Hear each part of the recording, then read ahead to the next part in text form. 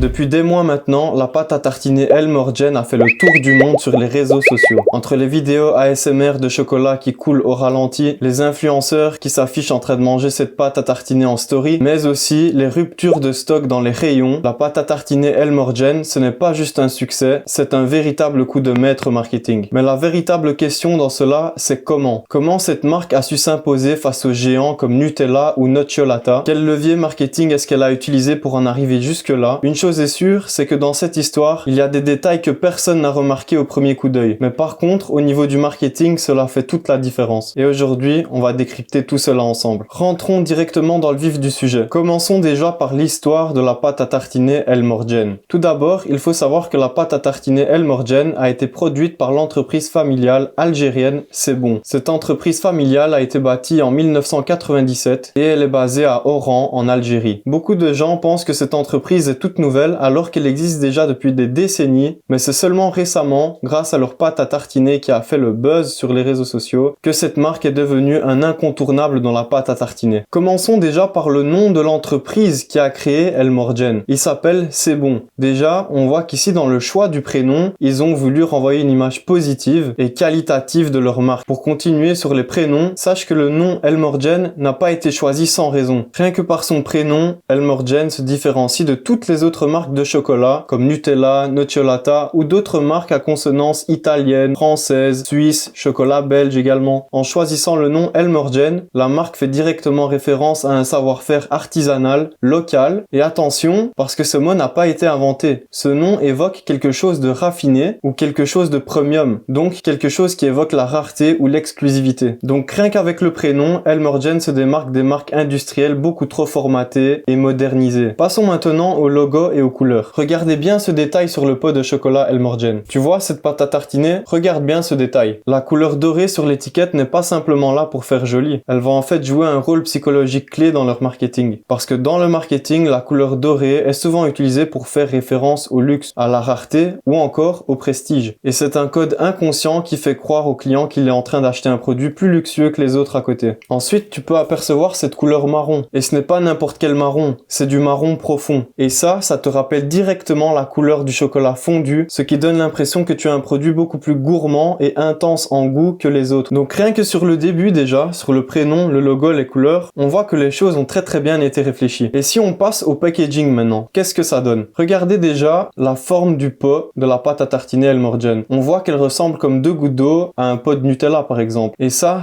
n'en fait pas un clone. Ça va simplement respecter un principe marketing très puissant. Ce principe marketing, c'est simplement les habitudes de consommation des acheteurs. Si tu arrives avec une nouvelle pâte à tartiner et qu'elle ressemble pas du tout à une pâte à tartiner, les potentiels acheteurs auront du mal à se dire qu'ils sont en train d'acheter un pot du Nutella. C'est pourquoi pour se différencier, il faut appuyer sur d'autres leviers marketing plutôt que de changer la forme du pot par exemple. Il faut trouver le juste milieu pour se différencier sur d'autres leviers marketing tout en gardant l'identité d'un pot de pâte à tartiner. Donc ici, on pourrait dire que c'est du copier-coller sur Nutella par exemple, mais quand on a une petite expérience marketing, on peut dire que c'est le meilleur choix à faire pour ne pas troubler les consommateurs. Et ça, c'est valable pour tous les produits. Tu t'imagines acheter un Red Bull dans un packaging de briques de lait? Eh bien moi non plus. C'est la raison pour laquelle trop se différencier peut sembler être une bonne idée, alors qu'en fait, pas du tout. Ensuite, regardons la typographie de l'étiquette. Regardez les annotations et les choix graphiques. Elles vont en fait donner un effet manuscrit légèrement incliné, ce qui donne l'impression que c'est une recette artisanale faite avec soin. L'autre petit détail qu'on peut voir avec la pâte à tartiner Elmorgen, c'est que son pot va être plus lourd que les autres. Et ça peut paraître comme un détail anodin, mais en réalité, un peu plus lourd, ça va inconsciemment te donner l'impression que cette pâte est plus qualitative et plus condensée dans ses aliments. Donc on voit qu'au niveau du packaging, il y a une véritable maîtrise du marketing. Passons maintenant à un autre détail qui joue sur la psychologie du consommateur. La distribution en réseau limité. Contrairement à Nutella que tu vas retrouver partout dans toutes les grandes surfaces, Elmorgen, lui, n'est pas disponible partout. Le résultat, c'est que cela crée un effet de rareté et de prestige. Et c'est une technique qui est souvent utilisée par les marques de luxe. En fait, lorsqu'on ne trouve pas un produit partout, ça va nous donner envie de l'acheter dès qu'on le voit. Et cet effet, ça s'appelle aussi le FOMO, qui est Fear of Missing Out. Donc la peur de manquer une bonne occasion, la peur de manquer de faire une bonne affaire aussi. Et c'est ce qui pousse les gens à acheter le produit dès qu'ils le trouvent quelque part. Cette stratégie, elle est beaucoup utilisée par les marques de chaussures qui sortent des éditions limitées, les marques de luxe, les sacs, etc.